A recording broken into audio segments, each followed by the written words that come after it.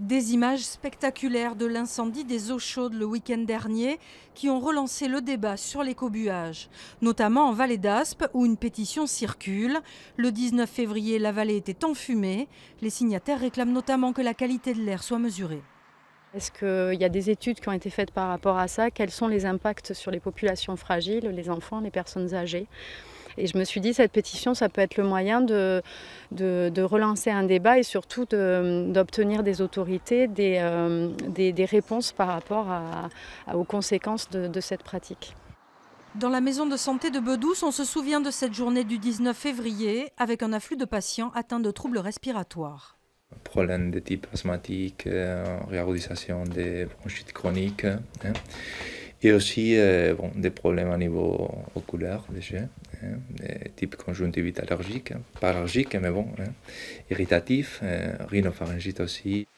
Isabelle est propriétaire de chambre d'hôte à Accous. À cette période-là, en pleine vacances de février, elle a dû prévenir ses clients.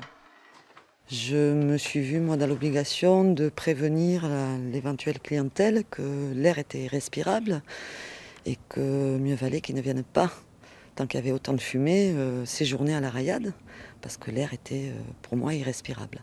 Des désagréments dus notamment à des écobuages sauvages et à un phénomène climatique sec et chaud qui bloquait les fumées au sol. Dans la vallée d'à côté, à la Reims, la commission syndicale du Haut-Ossau s'occupe d'organiser les écobuages en haute montagne en partenariat avec le parc national et l'ONF.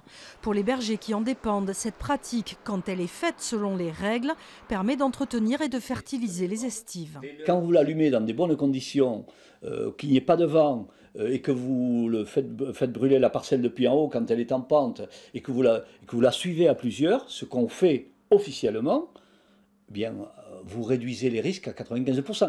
Des plaintes ont été déposées et la justice a ouvert plusieurs enquêtes. Pour les bergers, la crainte est de voir les pyromanes nuire à une pratique agricole utile à la montagne.